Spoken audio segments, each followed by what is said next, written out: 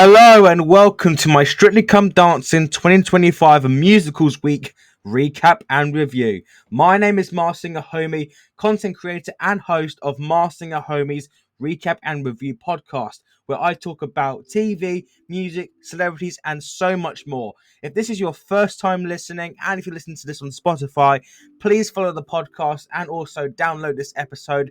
Or if you're watching this on YouTube like normal, please don't forget to hit the subscribe button and tap the notification bell so you don't miss any of my uploads. And of course, you can follow me on Instagram at maskedsingerhomie. That is Mars_singer_homie. And of course, you can follow me on my YouTube channel, which is Mars_singer_homie, which I'm sure a majority of guys you might know about already. So, what a week it was for Strictly Come Dancing this week, as we got quite a lot to talk about. So it was a musicals week where the final five already, took part and performed routines to some of the best musicals out there, and it was a fantastic episode. But we had, in my opinion, the most shocking elimination of the whole series, because the person who went home was literally the one I thought was going to win the whole thing. And I'm honestly so gutted and shocked this person went out, because they were just amazing. So without any further ado, let's get straight into this week's recap and review for Strictly Come Dancing. So the first performance we had tonight was George and Alexis doing the Argentine tango to the point of no return from the Phantom of the Opera. I mean, who doesn't love the Phantom of the Opera? It's an absolutely fantastic film. And they got a score of 35 in total. And I honestly would have given this a 10 myself, to be honest. Because let me tell you how brilliant this performance was. I mean, seeing how far George has came over the weeks, and to see this performance very close to the end was worth checking out, because honestly, it was absolutely fantastic. The way he did the routine. Of course, Alexis's, if I can pronounce that, choreography was absolutely incredible to watch. She really is a masterclass what she does. And I said this I think last time. He has came here with no experience and no like he's known for being like on a screen and in front of a camera, and to see him progress so much is just truly amazing. And by the way, this really felt like something on the West End. It felt like I was watching a West End performance with this routine. Just the way his legs glided along the floor, the intensity was there, and everything this whole performance gave was absolutely exceptional to watch.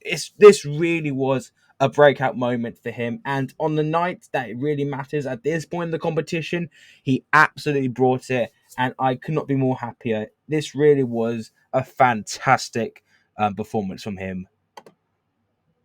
Moving on to Karen and Carlos now, who did the samba to the rhythm of life from Sweet Charity. I've never heard this musical before in my entire life, so I've got no idea what it's about. But by the looks of things, it's about probably the summer of love, or like, because that was a period in the late 60s, from 1967. I think I was around at the time. But they got a score of 34, so 1 point lower compared to George and Alexis. And I actually kind of agree with the judges here, a little bit, because especially I would have given this an 8 myself. But it was still a very good performance. I think the whole routine was very good. The way she did, the footwork was fantastic. The spins, and I will admit there was a little error that I did, that the judges mentioned about Carlos, and basically with Karen spinning, and Carlos just missed her by a millisecond. So I mean, that was kind of like, I noticed it, but it kind of went over my head, to be honest. But and I mean, I have to say, she was thrown in a really hard style. She was thrown a really hard style in front of her way this episode, with a song choice, which I mean, I personally think I wasn't a huge fan of the song choice. I don't, maybe because I haven't seen the music before, but she held up very well, and she made the most of this dance. And I love and just the whole theme, like the hippie theme, like the summer of love was fantastic. Just and you can tell she was just having a massive, just she was enjoying every single moment of it, and it was so unique as well. The slower physical, kind of the slower, kind of like endearing fever dream in a way. And even the little wobble was kind of kind of I didn't really notice, to be honest, but honestly, this was definitely a fantastic performance. It was a little bit rough and untidy which was a little bit of an issue, but apart from that, it really was a really enjoyable performance, and I'm very happy that she made it through to the semi-finals. And we now have to talk about probably the biggest moment from the episode, and that was Balvinda and Julian's Viennese waltz to Never Enough from The Greatest Showman, which, by the way, The Greatest Showman, it's an absolutely fantastic film. I've seen it before. It's incredible. And they did Never Enough, which is probably one of the best songs in the film. I mean, Lauren Orrit absolutely performs that song to an absolute masterclass. And all I have to say this was the performance we saw Balvinda break through. And honestly, this is the definite, like, just this was just fan. I mean, hang on. So they got a score of 35 by the judges. I would have given this a 9 myself. I was thinking of a 10, but I was thinking that, but I went with the 9 in total.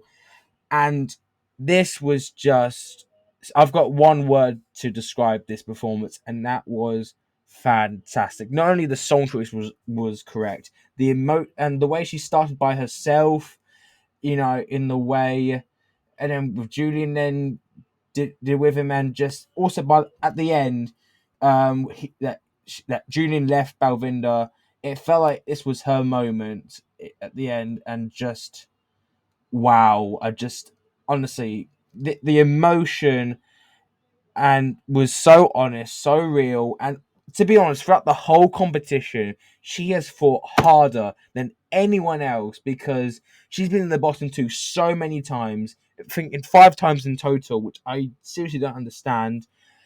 And to see this performance from her at this point was absolutely fantastic. Like, you could tell she was dancing for her life up there. With everything was correct with the right amount of emotions, the smoothness, the beautiful contrast of the partnership blossomed so well. It was like, this felt like something out of a Disney film. I know that this isn't Disney, but this was something that belongs in one of the Disney films out there. Like, it was just so beautiful to watch. Just and honestly, I'm not gonna lie, I really got emotional actually watching the performance. Like, this was the perfect song for her, the perfect routine for her, and oh wow, this no, and I've said this many times, but this right here was her best performance she has done throughout the competition. Like, honestly, I honestly wish she got a 10 on this performance, because it's one of those performances that does deserve a 10. But honestly, and to be honest with you guys, if honestly, the more I think about it, if Balvinda could actually top her performance like this in the semi-finals, I think she could really be the underdog to go all the way and win it. And honestly, I would love for that to happen, because she has had quite the journey already this series, being in the bottom two so many times, and to see her be a finalist would actually be fantastic. So honestly, I'm definitely going to be voting for her and supporting her, and hopefully we can see her make it to the finals and possibly win. That would be very fantastic. But overall, I don't know what else to say other than this was absolutely amazing, and I cannot wait to see what she brings in the semi-finals. Next up, we had Amber Davis and Nikita doing the Charleston to Guys and Dolls, and it was "Sit Down, You're Rocking the Boat" from Guys and Dolls, which I've heard the song before, and they did the Charleston to that. I mean, I've got nothing else to say other than I don't know what else to say other than how to describe how amazing this performance was. It was just incredible, like the whole arrangement of the theme, the routine was so incredible to watch. And by the way, they even took off Amber's red robe to reveal there was an actual actual dress under there, which was fantastic. And oh my goodness me, I'm telling you, the Charlestoners became Nikita's own dance because I mean, because this was at the same level as the Charleston he did with Leighton in 2023, and I think that is one of the and I still think that's one of the best Charlestons the show's ever had, and I truly believe that. But this performance really was something else, and it like and anyways, he's also the king of musicals because every single musical he's been in, musicals week, he's received a perfect score, and good on him as well because I just felt transported back in time and just watching the performance. It felt like I honestly felt like I was watching that, I felt like I was watching this live. That's how good it was. And the amount of tricks involved, like the splits that were there, the others did they did a little flip in the air, did a little stunt in the air. That was mind blowing. And oh my goodness, the whole production value for this performance was insane. It really was insane. So, and again, I'm shocked that this was actually that she ended in the bottom two with this because with her and the person that got eliminated, which we'll talk about now in a minute, I thought for sure they'd be in the finals together. So it was insane. I mean, this was just honestly, this performance was amazing. They got the perfect score of 40, which is so well deserved, by the way. And I'm still shocked they made it to the bottom two, but I'm so glad they're in the semi-finals, and I cannot wait to see what they deliver. And hopefully, they could make it there. I would love to see that happen, but honestly, this was a fantastic performance, absolutely brilliant.